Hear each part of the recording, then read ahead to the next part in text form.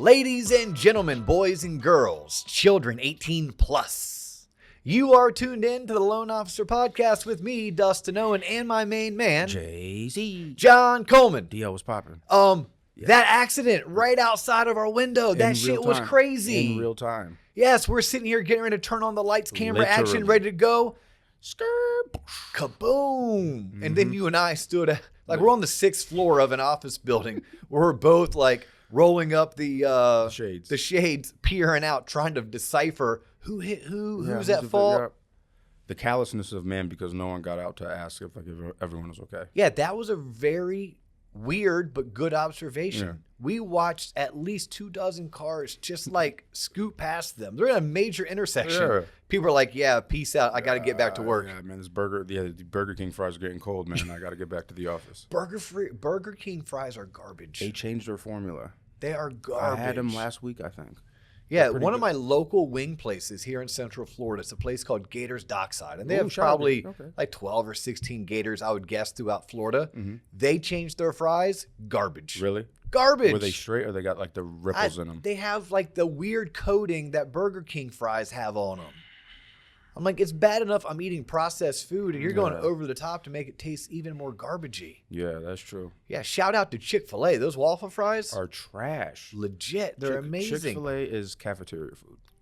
That's terrible. I mean, if that you is terrible. Went to University of Tampa, shout out University of Tampa. That is blasphemous for you to talk that way about Chick-fil-A and their food. Right? Like, you can talk trash about Chick-fil-A for other reasons, but not their food. Okay. Don't touch the food, okay? All right, my bad. I digress. But I am kind of fired up about solar panels, John. Oh, my gosh. I'm fired up about solar panels. What a segue. Well, not even a segue. We're going straight into it. Why? So bull in the China shop, straight into it. Why do you think people want to hear you get on your soapbox about this? Solar May panels? Be, guess what, folks? Tune me out if you want to hear about solar panels.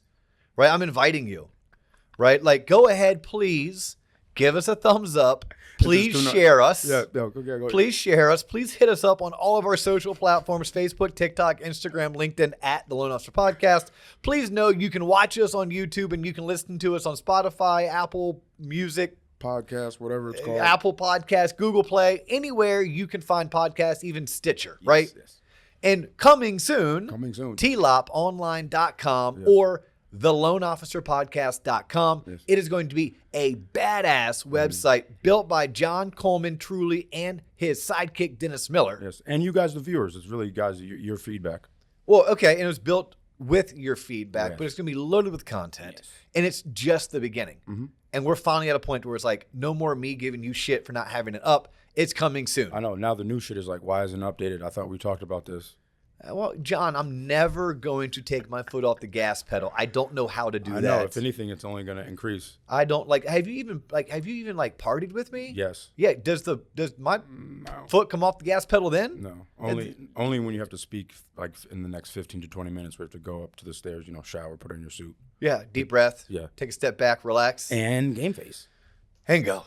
Yeah. No. Let's do this about solar panels, and maybe we'll make this a shorter episode if possible. Okay. If possible. Okay.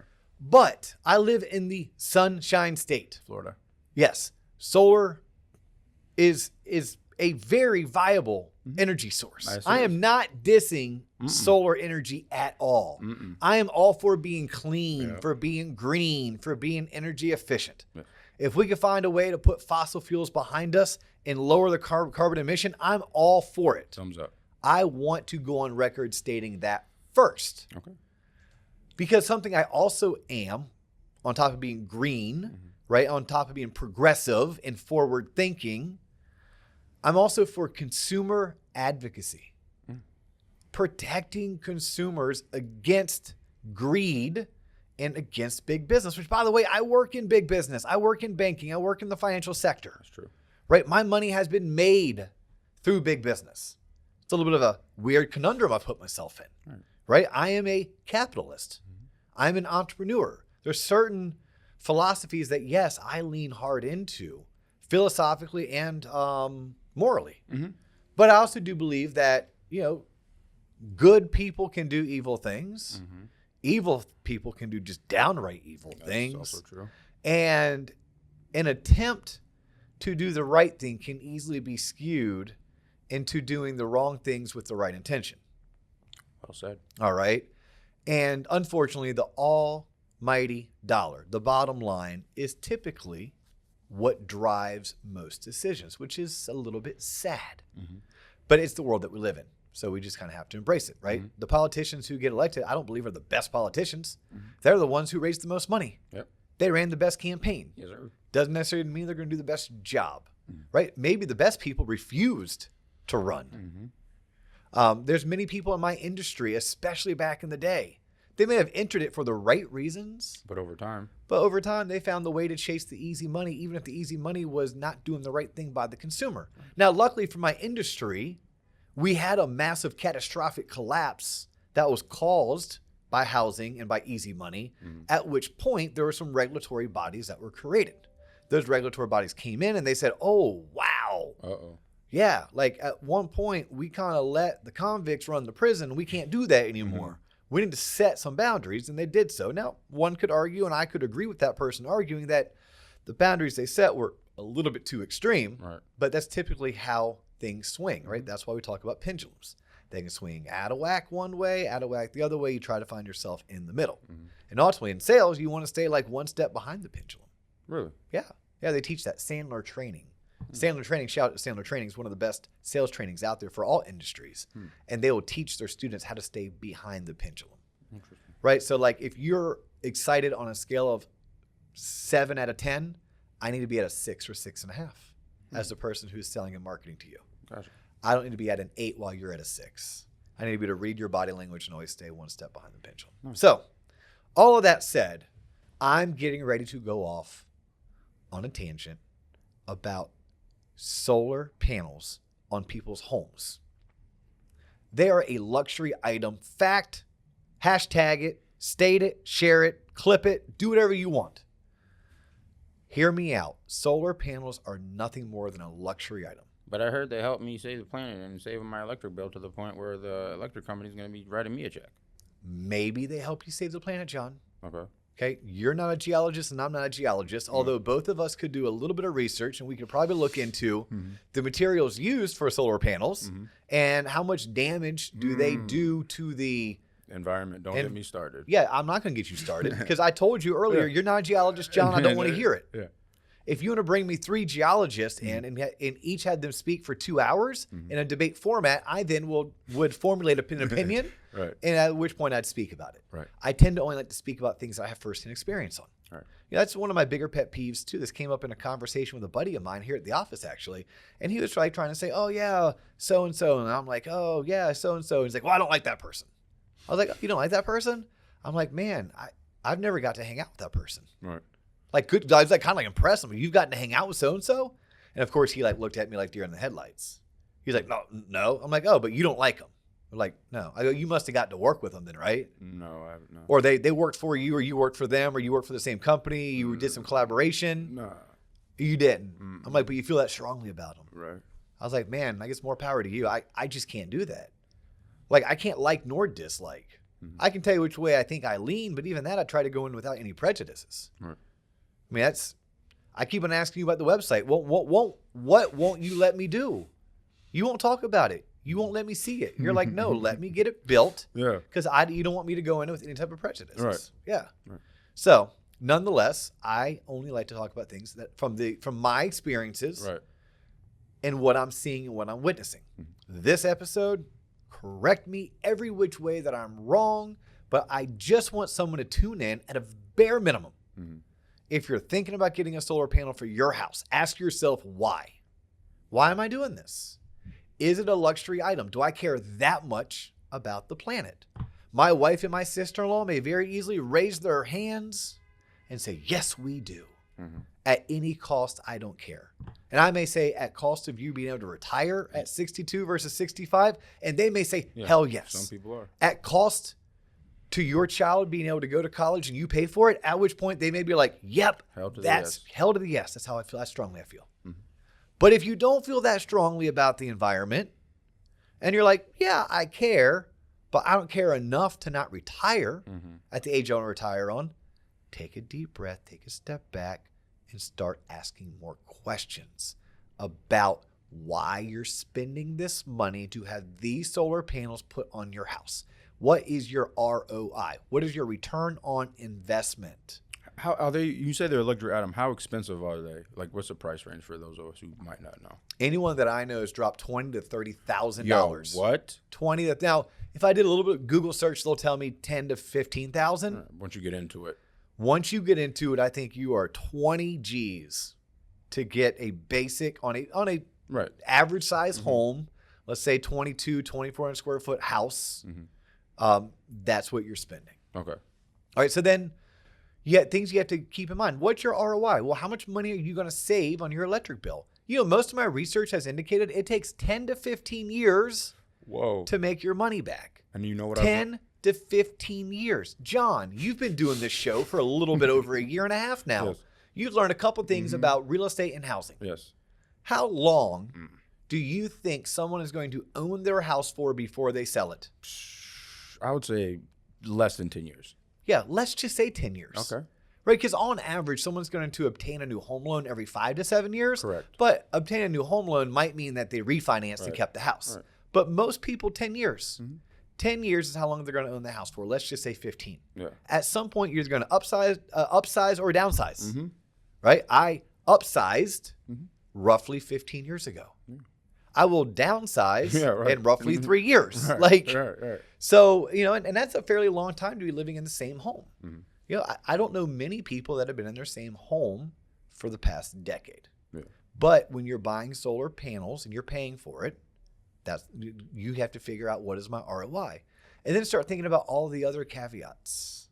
So solar panels, another hardware that is attached to my home. It's probably going to break at some point and I have to pay to fix it. That's one more thing that's going to break. You already have your AC. You already have your roof. Those are two things that break that you have to fix. You already have your appliances. They break all the GD time. You and I both know that firsthand. Firsthand. Like my washer and dryer break all the time. My refrigerator breaks all the time. I own a pool. Guess what that pool does? It breaks all the time. Pool pumps. Pool needs to be resurfaced. Yeah. Okay. Like now you have solar panels. That's one more cost that you're going to have to account for that's going to break that you have to fix.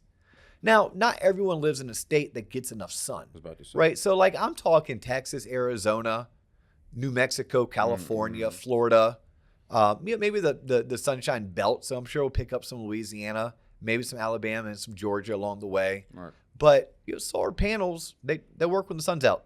Right. They work when the sun is out. So then you need to have batteries that are, when the sun is out, they can absorb all of that energy, store it, and then your house can run off of that storage. Correct. I'm not even going to talk about that because that's way above my particular pay grade. Okay. Here's what I'm going to talk about. 3 transactions.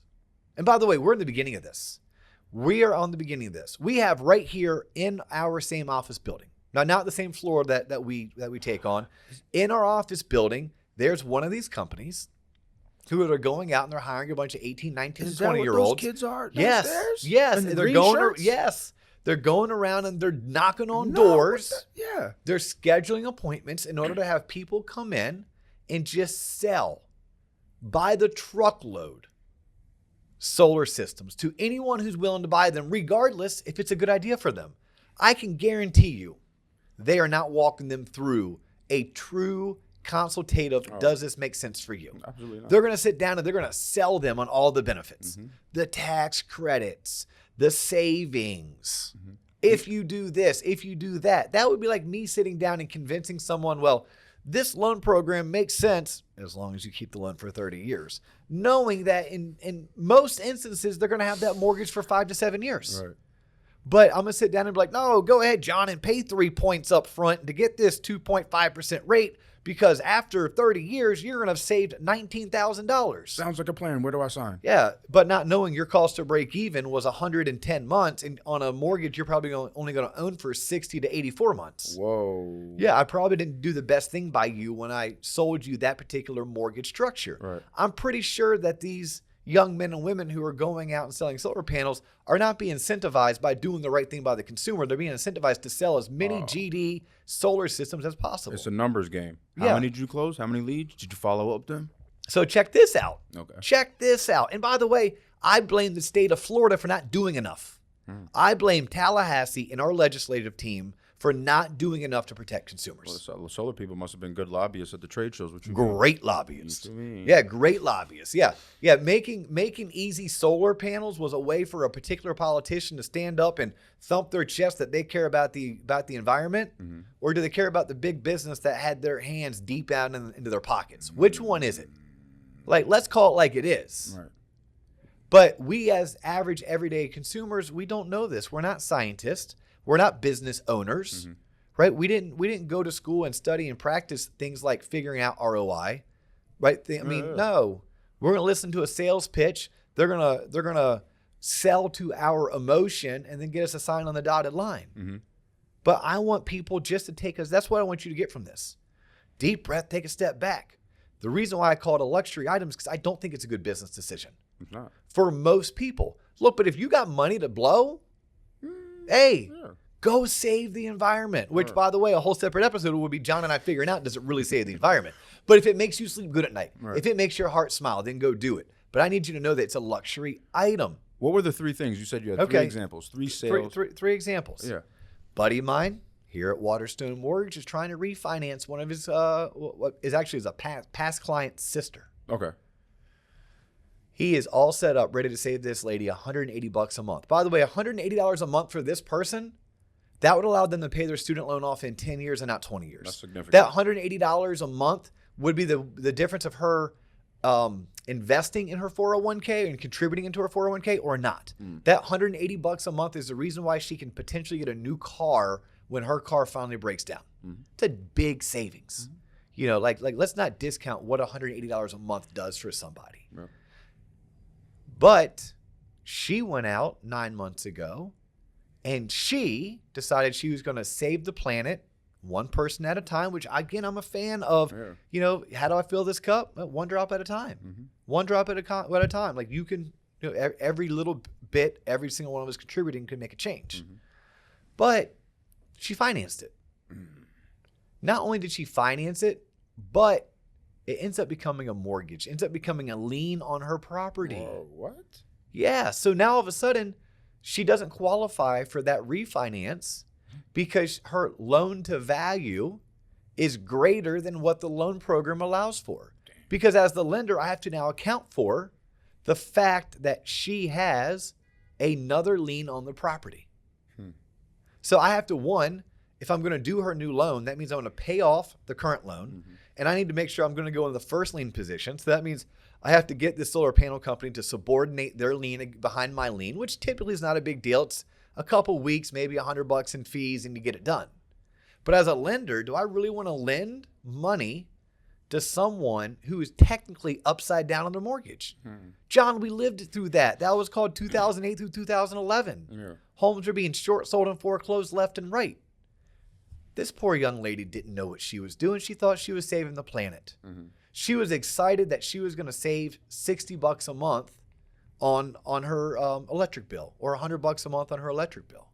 But no, she has a $20,000 lien against her property. What are her options now to do? Like, she just has to like eat it? Are there any like no options? I mean, she could sell her house, and I guess if she was upside down, as long as her mortgage company got paid off in full, then she has some kind of a collection now with the solar panel company. I don't know how that works. It's all that new.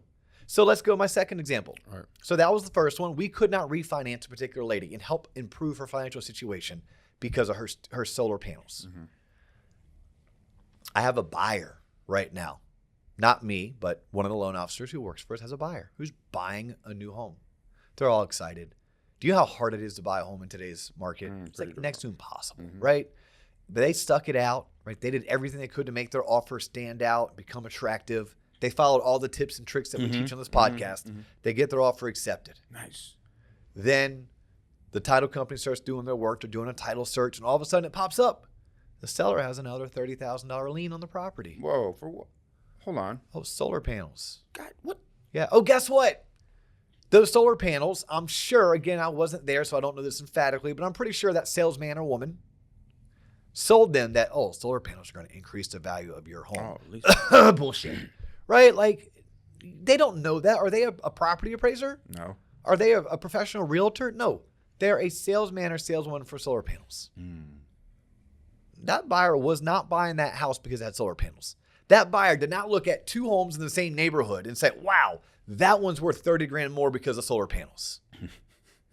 That buyer probably looked at the home and goes, God, those solar panels are ugly AF. Yeah. But hey, whatever. Maybe I'll save a few bucks on my electric bill.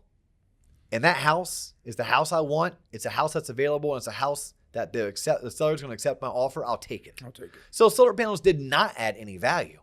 But what it did do, it impacted the seller's decision to sell. That seller was only selling that home because they thought they were going to net $50,000. $50,000 was money they needed to take the next step in their life. Whether it was to go move into a 55 plus community, whether it's to move across the country to live with one of their adult children, whatever the case was, we didn't get into why the seller needed 50 grand, but they did. But all of a sudden, the seller's not going to get 50 grand. Nope. They're going to get 50 grand minus the $30,000 it takes to pay off the solar panel company. Now they only need 20 grand. Yeah. At that case, you know what the seller said? Drum roll, please. I'm not going to sell the home now. I'm going to stay in Florida. I didn't realize this was the type of decision I was making. Like, you didn't realize you didn't ask enough questions? No. The dudes, They're probably not trained to. That's not their background. It's not their job. They don't teach this shit in high school, John. They should. They should. Well, I remember back in the day, I used to walk around Costco and BJ's, and they used to have the solar panel like guys with the little pop-up stands trying to sell stuff. And now that I remember, they didn't seem like the most, real estate savvy, mortgage savvy individuals. No, they're not. They don't not have a trained background. professionals in like mortgages. Yeah, not even mortgages are just fiscal responsibility. Yeah. Like they haven't sat through a Dave Ramsey course. Right? They haven't studied the principles of personal finance. They haven't read books like The Richest Man in Babylon or anything written by Peter Lynch. No, they're novices. Yeah. So the third one. Let's go. Third one. Similar to this one, but this was actually my investor buddies. I always talk about my investor buddies because I coach them and I talk to them on a weekly basis, check in on, hey, how are y'all doing?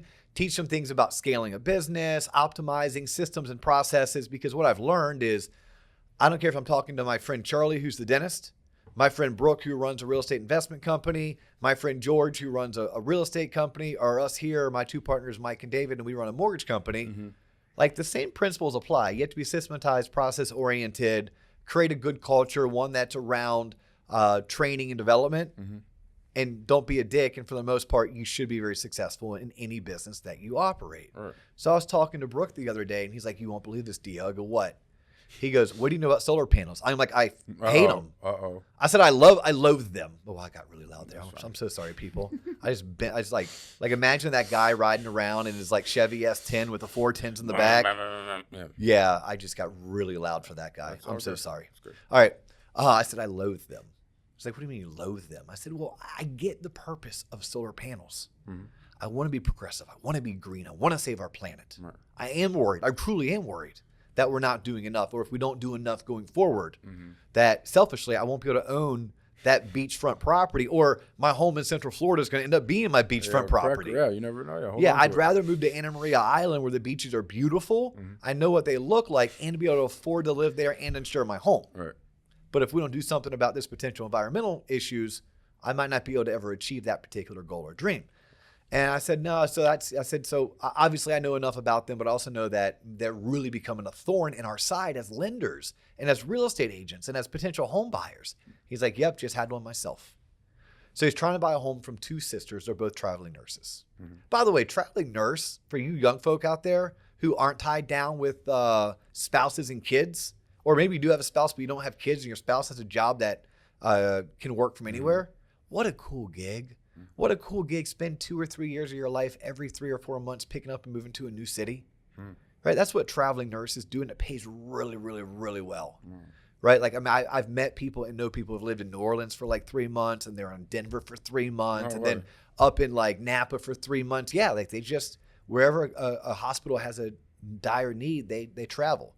I was once on a ski lift with 4 young professionals that they all travel together. So they all 4 went to college together, and they all 4 try to do the same assignments. What a world. Yeah, it's kind of taking your roommates from college and then just staying together for another 2 or 3 years as you crisscross around the United States. Right. So this guy has 2 sisters who bought a home. Okay. And what were they looking to do with said home? Oh, and now they're loving this traveling nurse lifestyle. They just want to get rid of the house. Like, look, it's worth, it's not worth us keeping. Like, it's too much of a headache to keep this home. We don't be landlords. We just want to get rid of it. Mm-hmm.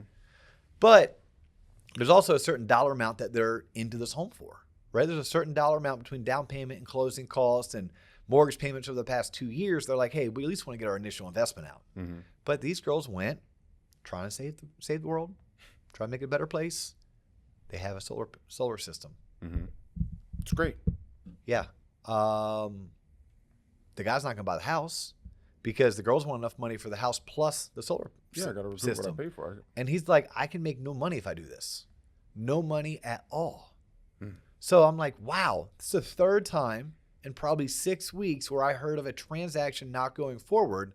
And who suffers? These 2 young ladies, they suffer. Right? That lady who was wanting to refinance her home suffers. Mm-hmm. That older couple that was wanting to move into the 55 plus community has suffered because no one sat down and explained to them how to run a true ROI, how to look at it from a business perspective. Does this make business sense? Mm-hmm. Look, if the money doesn't matter to you, right? Like let's use my friend Tom and Jamie. Tom and his wife Jamie. Tom and Jamie own their house free and clear. If Tom wants to go and have a solar system put on his house and he doesn't live in the home for 10 more years, he doesn't see his ROI, he doesn't make his money back, I'm pretty sure that $20,000 or $30,000 lien on Tom and Jamie's home is not going to impact their next move in life. Mm-hmm. Better yet, you know what Tom probably would have done? Because he's the type of guy who owns his home free and clear. Probably would have bought it with cash. He probably would have paid cash for it. Yeah, he probably would have paid cash for the solar system. Right. So at least if you lose money, you've already lost it. Right? It's the difference of me going to the casino. If I go and lose $500 rolling dice because you get cold, because it wouldn't be my fault, John, it'd be your fault. Because I'd be rolling for you. It'd be your fault because you'd be rolling. I start cussing you out the minute. I'm like, do you even know how to roll dice, John? Do you even know what you're doing? Yeah. But if I lost $500 that I brought in cash, That's it. hey, no big deal. I had brought that money to lose. Mm-hmm. That was your drinking money, my drinking money, and entertainment for hopefully 2 or 3 hours. Right.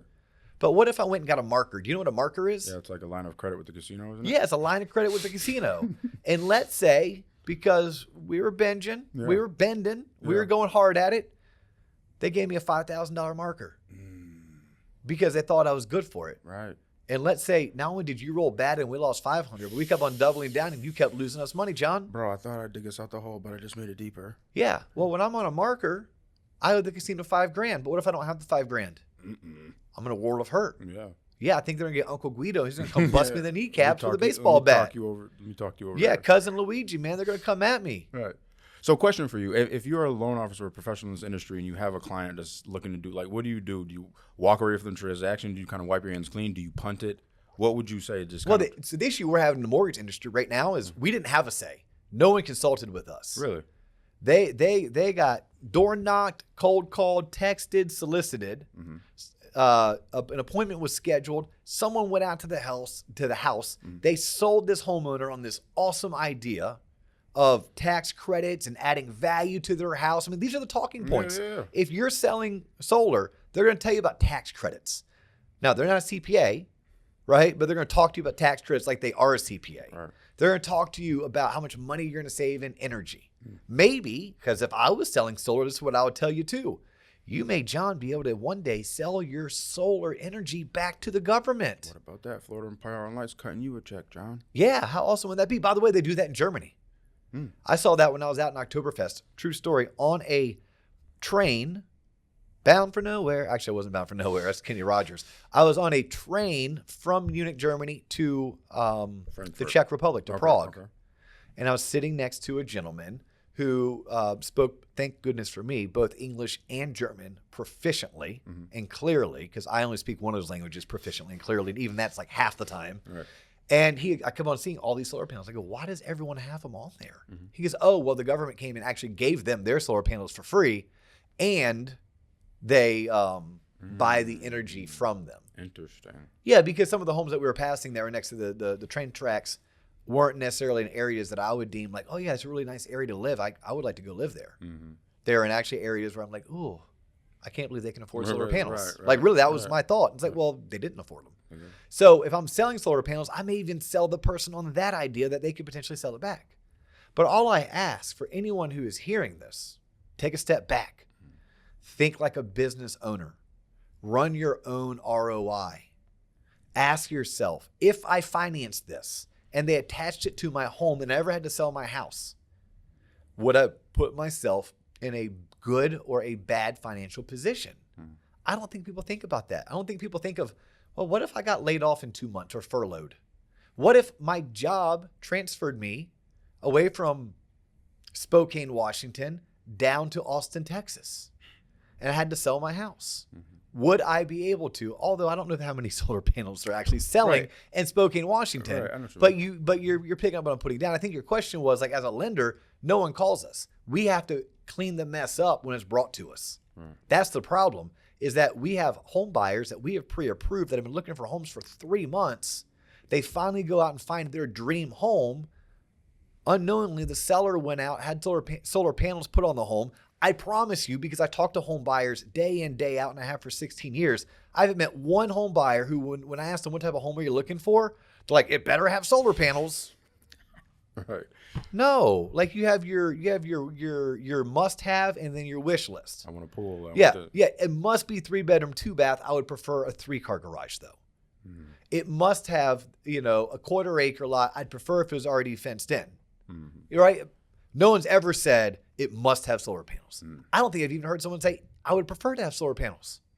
I kind of think some people look at solar panels like, wow, they're ugly. Wow, what's that going to cost me to upkeep it? Man, when I go to replace the roof, That's what how I was thinking. are they going to replace the roof and not damage my solar panels? Gotta call the solar technician to come back out to take them off, because the roofers don't know how to take off. Oh, is that more money out of my pocket? Sounds like it to me. Or if I let the roofers do it, do they know how to do it appropriately or properly? Sounds like you damage and scratch that quartz zinc lining on it, so I have to wait for. Oh, by the way, they're back ordered, just like the microchips and everything else. I just look. I haven't talked about this in a long time. You and I did an early episode on it. Okay. On life insurance. Yeah. And I think whole life insurance is a luxury item for rich people. That is true. Okay. I think solar panels are a luxury item for rich people who care about saving the environment. That's what solar panels are, in my opinion, the world as I know it. I would love for someone to prove me differently. Don't argue against it without having done due diligent research. That wipes out. By the way, if you Google, are solar panels a good idea? Because I did this, the first 15 or 20 searches are all propaganda coming from solar panel companies. Like, it wasn't until I found a link with like Investopedia where I started getting some unbiased material. Material. Right. Yeah, and I do know that one of the major like news advocacy, like Consumer Reports or 60 Minutes, like someone has done, I'm sure if you YouTube it, they've done some exposés. Oh, yeah. Like right now we're hearing all about this Facebook whistleblower, right? Or like, was it 2 years ago when, what was the very famous Netflix documentary about the evils of social media? Yeah, I know. Yeah, like that came out. Like, there are some more professional, better researched things that are anti-solar panels than what I'm doing today. What I'm doing today is just I'm fired up because I've witnessed firsthand it be a negative for 3 people who are just trying to sell their house and now they can't. And yes, I know they signed their name. Yes, I know that they made that decision as adults, but somewhere along the lines, I think it's on us to have to protect people against their own ignorance. I really do firmly believe that, whether it's through disclosures, whether it's through better education, or through further regulation from a business standpoint. It just needs to be looked into. But that is my PSA for the day, John. That's good. We're growing long on time. I'm getting long in the tooth. I will go ahead and quiet it down now. I will take a deep breath. I would take a step back. And at a minimum, I hope I made some people say, I didn't know that. I didn't think about that. Right. Dio may be full of shit, but now I have to go triple check to make sure he is or isn't. You know what? As a matter of fact, I heard this episode. Can you go ahead and uninstall those, sir? Just take those off my roof right now. Yeah. Yeah. But no, thank you guys for tuning in. His name is John Coleman. My name is Dustin Owen. I'm easiest found on LinkedIn. If you want to connect with me, I'd love to hear from you. John is easiest found by Googling his name. Yep, sure. John Coleman, or just John. Yep. We are on this platform twice a week, every single week, YouTube or anywhere you can listen to podcasts. We're on just about every social media platform not named Pinterest. Yep. And soon you can find us on TLOP Online. That's all the time we have for you today, but we will catch you in the next episode. Peace.